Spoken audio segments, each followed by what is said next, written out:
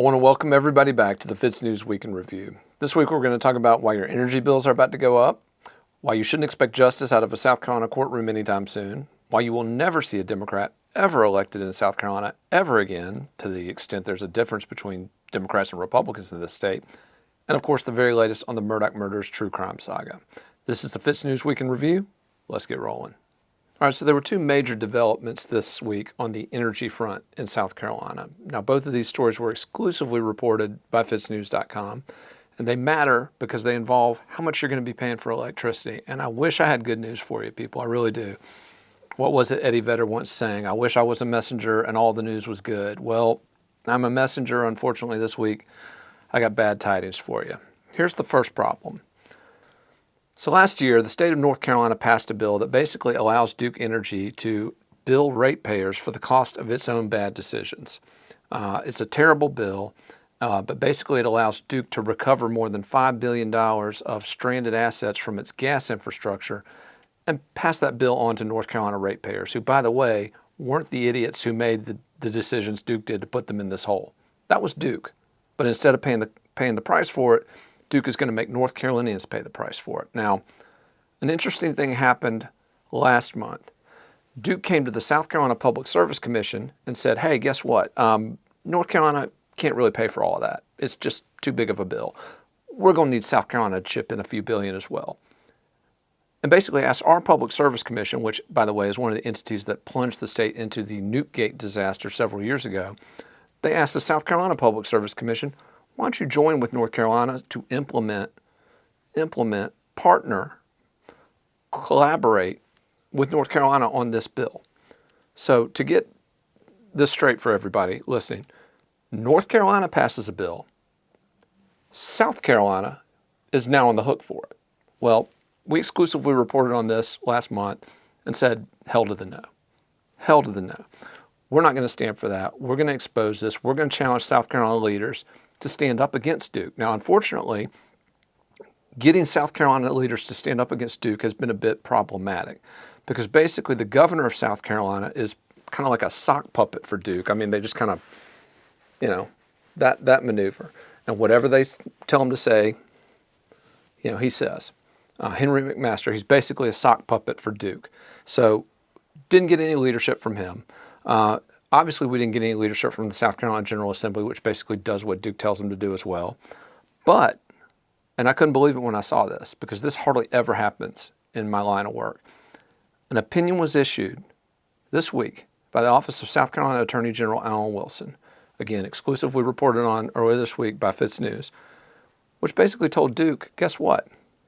There's something called taxation without representation.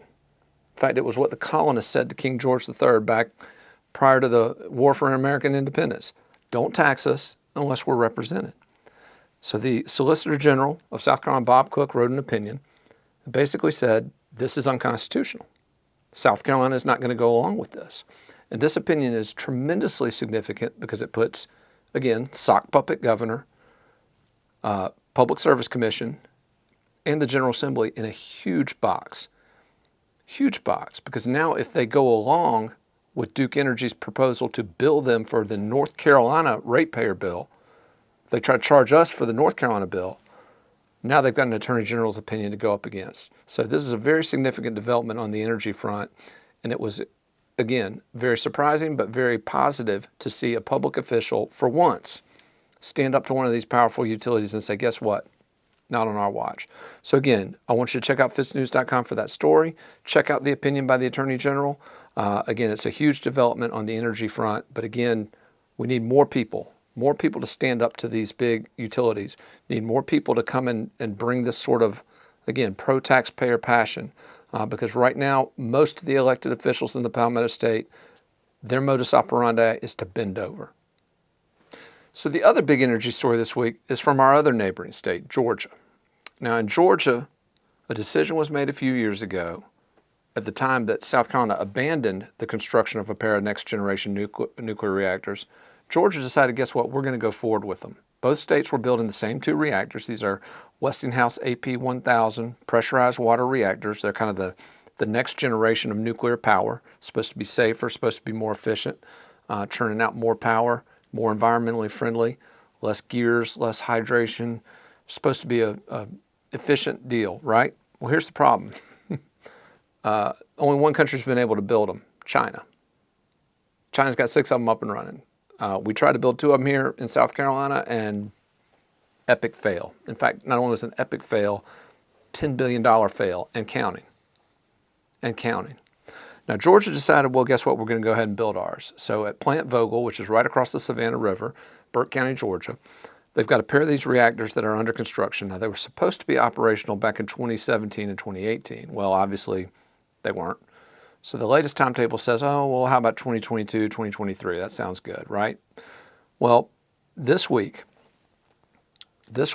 a report was released which revealed that the reactors are another year behind schedule and are going to cost more than $34 billion.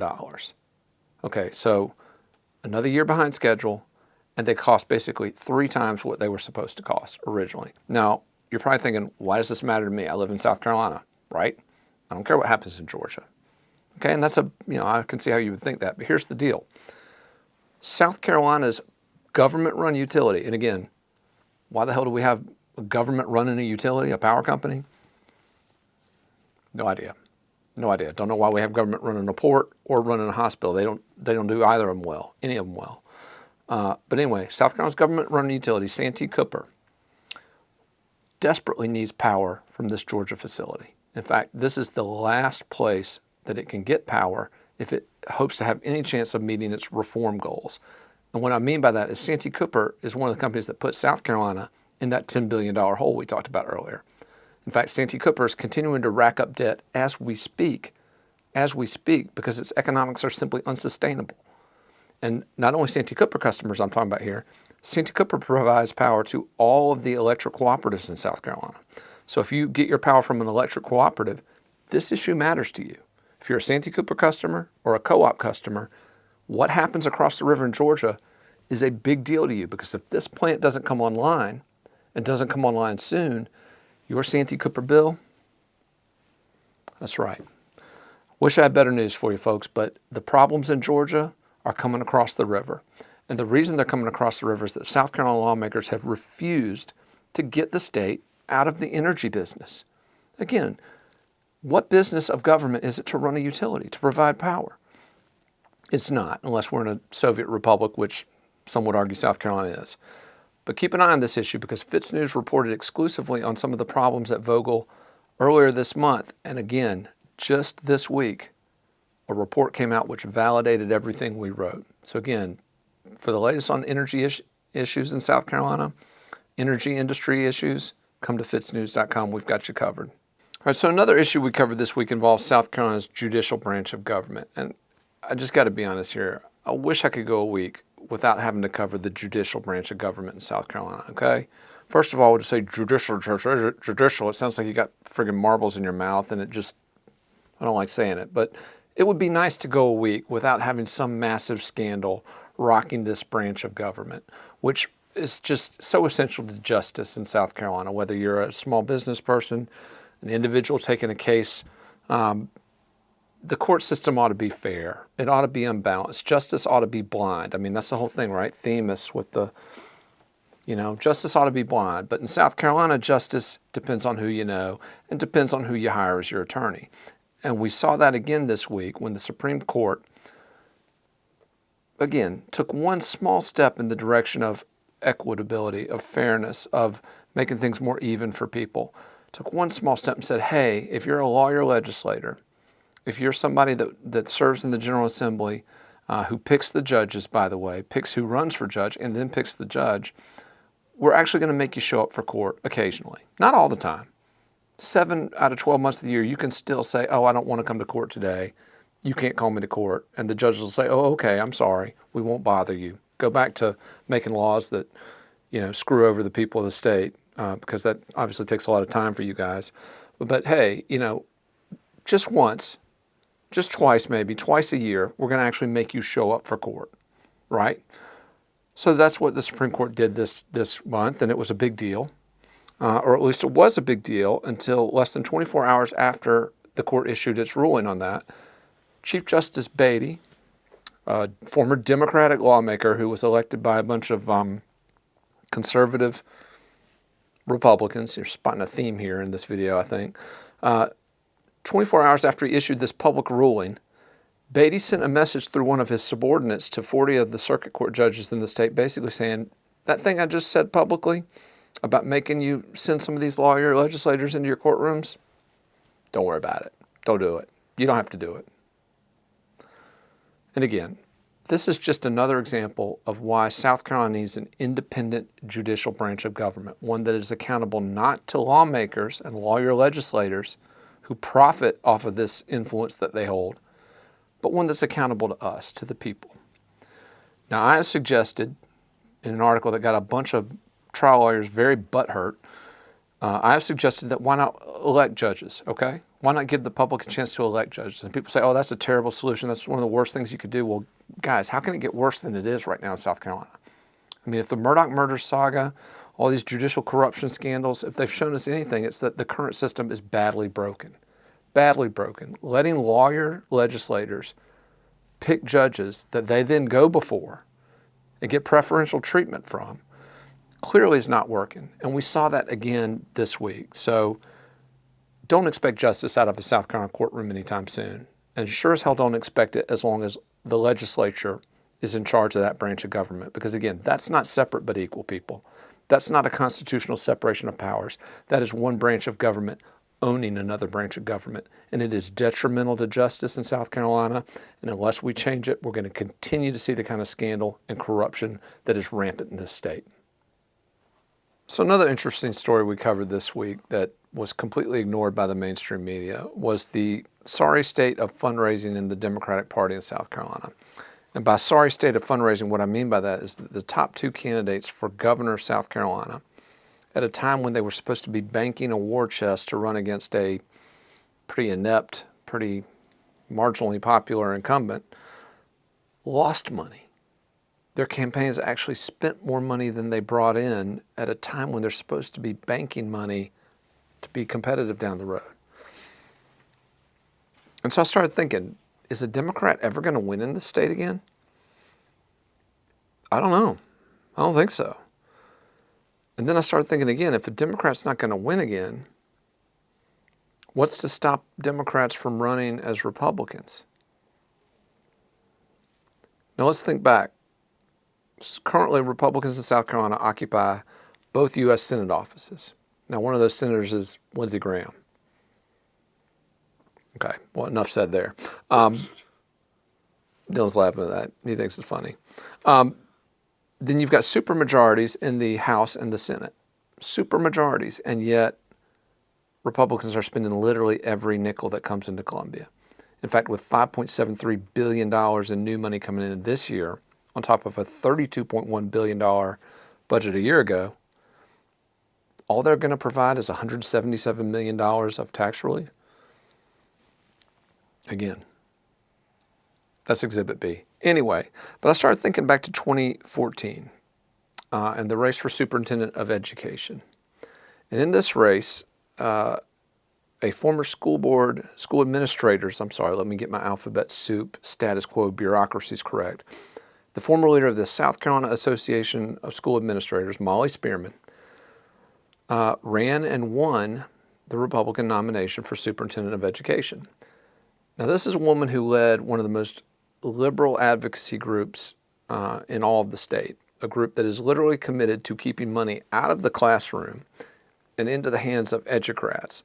So exactly the opposite of what you need to improve academic outcomes in South Carolina, she's spent her lifetime lobbying for. And she ran as a Republican and won as a Republican. What's happening again? Spearman is stepping down. She will not run for re-election in 2022. So in her place is a woman by the name of Kathy Manis. And Kathy Manis is, again,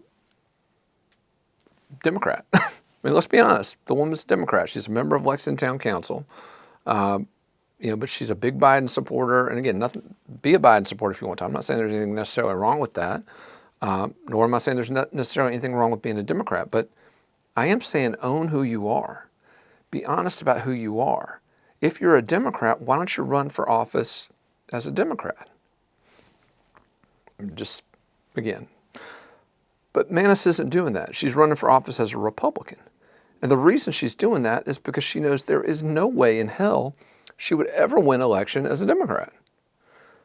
So again, we've got these opportunistic people, and again, they're in both parties. They're in both parties, but they slap these labels on themselves and on their campaigns. I'm conservative. I'm a Republican. No, you're not. No, you're not. So my challenge to Kathy Maness, and in fact, I'm going to address this in the coming week because there's some groups that are already calling her out for this. Former gubernatorial candidate, upstate businessman John Warren, his group is already involved in this race for superintendent of education. And I'm going to get involved in this race too, because I think at the very least, you should be honest about who you are. Be honest about who you are. Run in the partisan primary that you belong in. Win some, lose some. But don't try to fool people into thinking you're something you're not. Now, as mentioned, it was another big week on the Murdaugh Murders true crime saga. Again, this is the story that has just driven audiences for months now. Continues to dominate traffic, continues to drive interest. Folks just can't seem to get enough of this saga. They want to know what happened. They want to know where all of these different investigations are headed. But this week was a big week. Additional indictments exclusively reported on by this news outlet. 23 new charges against Alec Murdaugh. $2.6 million in additional money allegedly stolen from his clients, former clients. So now he's up to 74 charges, $8.8 million allegedly stolen. It's a lot of money. And again, we still haven't even gotten to the big high-profile charges about the double murder that occurred on his family's property back in June of last year, which left his wife and his younger son dead. Just a web of criminal activity, alleged criminal activity, revolving around this disgraced attorney, his family, and the influential law firm founded in Hampton, South Carolina over a century ago. Now, from the very beginning of this story, FITSNews has been driving it, and Mandy Matney and Liz Farrell were the first to report on the latest indictments this week. They have just been driving this story. Cannot say enough about the work that they're doing. So if you have not followed their reporting, if you're not following their work on the Murdaugh Murders podcast, which Mandy and Liz co-host, Mandy and her fiance David Moses founded, just incredible work, just detailed, rich, investigative journalism. And I want to mention that, and I do mention that for this reason. Prior to the indictments being released this week, Mandy penned a detailed report on the story of Hakeem Pinkney. This is a 21-year-old former client of Alec Murdaugh's, a famed deaf athlete from the Low Country.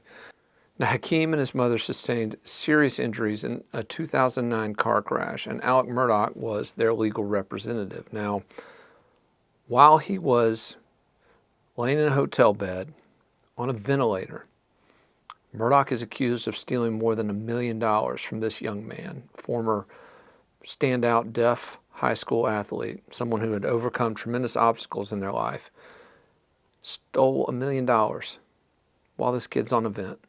Just unbelievable. Mandy's story on Hakeem and his mother, which included an exclusive interview with his mom, just tugs at your heart, people. And it personalizes these stories because, again, with the Murdaugh murders, we've gotten to the point, adding up all these indictments, adding up all these charges, it becomes sort of antiseptic. It's about the numbers, about the money. But again, Mandy's report reminded us that this is about people.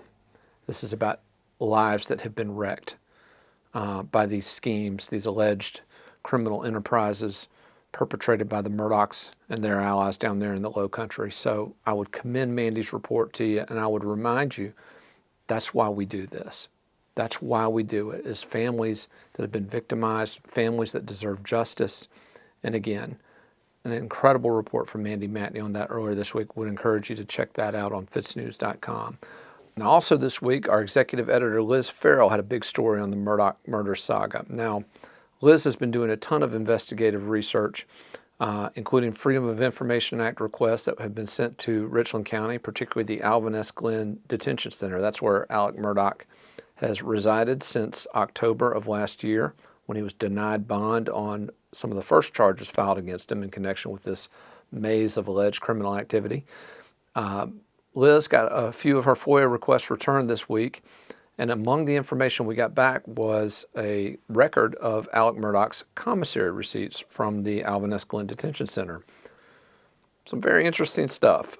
For example, one of the things that we found, his attorney, Dick Harpootlian, has repeatedly claimed that he's so broke that he can't afford any underwear. Well, we found out not only is he not broke, he's got a retirement account worth more than $2 million, a bunch of other property assets, assets we still yet don't know the full scope of.